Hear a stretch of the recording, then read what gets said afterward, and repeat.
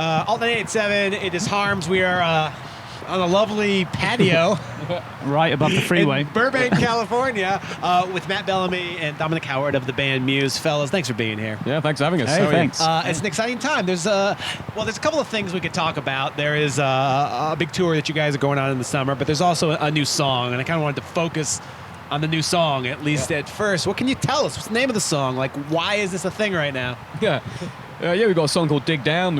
Wrote it about 6 weeks ago, recorded it really quick, finished it off, and we thought, it's going to be a song on our next album, but we thought, we live in an age where you can get music out there really quickly now, and it's nice for us to have this fresh turnaround, getting a new song out straight away. In the past, sometimes we've had new songs and you have to finish the album, and sometimes you'll wait for a year or 18 months to get a song out, and this song just felt really sort of current, and we wanted to get it out quickly to coincide with our tour that's coming up, and we're very proud of it. Yeah, it's like a gospel song mixed with some electronica and some rock. Yeah. I think I've heard that through the grapevine, this is kind of like the new Muse thing, is to do a song and just kind of throw it out there. You did it Halloween with the Cramps cover. You're doing it now with this new track, and you sort of explained it right there. Is that it? It's just kind of the gratification of having the song, having to be done, and not having to wait for the whole machine of putting out an album, having the gratification of putting it out there. Yeah, it's a number of things really. It's one of the main things is that I guess the people, including myself, don't always listen to whole albums anymore. Sometimes I pick out my favorite songs and I put together playlists of different artists, So it feels like having to hold everything back for an album doesn't seem as relevant as it used to, do you know what I mean? But even having said that, we still do love making albums and concept albums, and this song will be part of an album probably next year. Another reason is that we used to do big 18-month tours and then take a break for a year or two, and we like the idea of, rather than doing big intensive tours, just doing a couple weeks here, taking a few months off, a few weeks there, a few weeks off.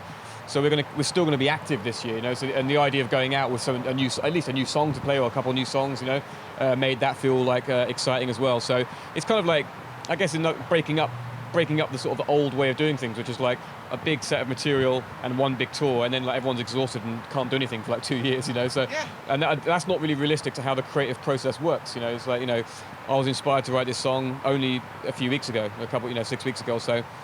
And so, yeah, as I said, it felt strange to have to wait to get it out to people, I think it's smart, and I think it's healthy in a lot of ways for a band that's been doing it as long as you guys have been doing it to break up the cycle a little bit and to switch things up, for sure. Does this allow you guys, and you guys are Muse, you guys can do whatever you want, but it does allow you to be a little bit more creative, a little bit more experimental. If you want to try a certain type of song, you don't have to commit to a full album of that type of music. You can just kind of go for it. Yeah, absolutely. I mean, working, one song at a time, you're not, linking it necessarily musically to 10 other songs, or trying to make sure it sits in. It's just one thing, and it's, it was working this way. The recording process is quite quick, but it also seemed way more focus.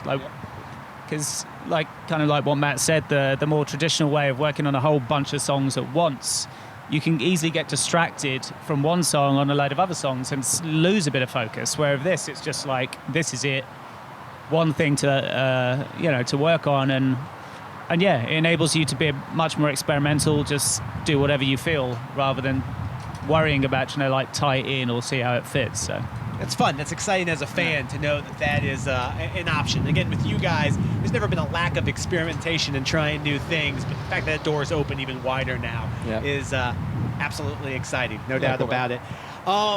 The world is in a funny place right now. You said that you wrote this song 6 weeks ago. Does any of stuff, positive stuff that's happened in the world, negative stuff that's happened in the world, make its way...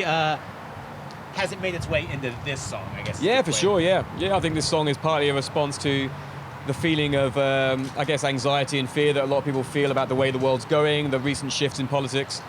Across the pond, both sides of the ocean, I think that I wanted to send out a message of sort of, positive, optimism, and the fact that, if you dig down and find something inside yourself, you can change the world. And I still believe that, I think sometimes people can feel despondent or feel despair, like they don't have the ability to change things, but I think we do, and I think that's what the message I wanted to convey with this song, We mentioned, I can't remember if the cameras are on or off when we talked about this, but we mentioned that shows are coming up and that you guys have been rehearsing.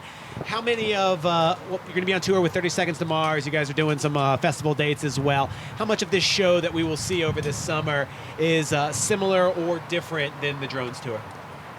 It's going to be pretty different, I'd say, yeah. Yeah, because the drones tour was in the round, and we had, because we were indoors, we had these drones flying around and everything, and we played a lot of the album, that album. So, this tour's going to be, we're still going to have visuals, but we're back in the 180 setup in these amphitheatres, so it's going to be an outdoor tour. Every show is going to be outdoors, whether it be a festival or an amphitheatre. And, so we'll play a bigger range of material from all of our albums. It won't just be limited to, it won't be sort of too heavy on the drones album. And, new visuals. Obviously, we'll be debuting a new song, Dig Down, hopefully. Yeah. And maybe, if we feel weird, we might even play some new kind of kit. So cool. Yeah, that'd be great. Especially if you come out in the outfit that you did in the video as well. Cool. Matt, did I see you just, how do I put this, designed or helped manufacture your first acoustic guitar? Oh, yeah. Is that true? Can you talk us about that? Tell us about that? Yeah, so there was actually, so Dig Down is one song. This other song we're working on is acoustic based. And it's the first time I've really written a song on the acoustic guitar for a while. So I thought, it's about time I actually got one, I had like an old second-hand one I had for years, but I felt like, with my Manson guitars, I thought I'd like to design one that's cool, that fits me and feels nice and lightweight. So I'm hoping to use that at some point on the tour, so that'll be a new occurrence, acoustic. I haven't played acoustic for a long time, so... I was gonna say, that goes back to earlier in the conversation. If you guys are releasing one song at a time, that allows you to maybe tinker around with acoustic guitar. For sure, like that. How's that feel, by the way? How's it going? Yeah, well, that with the acoustic stuff. Yeah, it's good. I mean, I'm still trying to get this one song right, and I'm trying to find a way of bringing in, I guess, drums, because he plays the drums so he's got a stadium drum kit, do you know what I mean? So you play the acoustic guitar, as soon as you hit the snare drum, you can't hear anything anymore, do you know what I mean? It's like the loudest drum kit in the universe. I was going to say, they're not going to make you play with brushes, are they? Yeah, he's going to have to get the brushes out or something. We haven't pulled the acoustic out for since probably like something like that track, or well maybe Soldier's Poem, Soldier's Poem on Black Holes and Revelations, and that was like a really kind of stripped down. That was on Absolution. Soldier's Poem. Yeah. Wasn't it? No, Black Holes and Revelations, wasn't it? But it was, we actually recorded that song in this tiny little room in New York with brushes. Yeah. But all in the room at the same time. I think Chris is on either a double bass or acoustic bass and acoustic guitar, and we somehow managed to find the right balance without the stadium drum kit getting in the way of the acoustic guitar. Sure. It's possible. Speaking of Absolution, next year's the 15th anniversary of that album. I believe it's maybe also the 20th anniversary of Showbiz coming up as well. Yeah. Are you guys the type of band that's going to do like an anniversary thing? You know what? This year we're going to put out something actually this year. We're working on it now. It's probably going to be like a limited edition type package of like all the early, the first two albums put together, but all the sort of songs and demos that we made around that time. Okay. We're hopefully going to put that out this year. We're going to call it Origin of Muse, because it's basically like the story musically of how we got to the Origin of Symmetry album, which is our second album, Because the first album in some ways is like us still discovering our sound and everything, Yeah. So that'll be something fun that we put out. And it's not necessarily going to coincide exactly with the anniversary date, but I guess it's a reference to the fact that we're coming up to 20 years since the first album, yeah. That's amazing. That's awesome. Are you the type of band that would ever go out and play any one of these records from start to finish? That's a thing as well.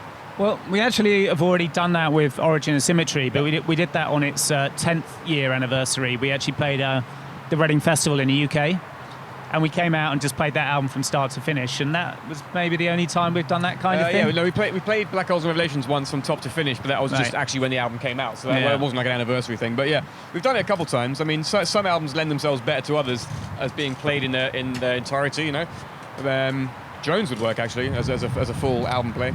Yeah, we've done it twice before. I mean, maybe we'll do it again. Yeah, I was gonna say, was it a good experience? Did you enjoy it, or you're like, not for us? Well, maybe in 2019 we could do the Resistance. That might work. Because that'll be 10 years. 10 years. 2019, that'll be 10 years. No, I enjoyed it, yeah. Yeah, it was good. We'll do it again. Good. Congratulations on everything.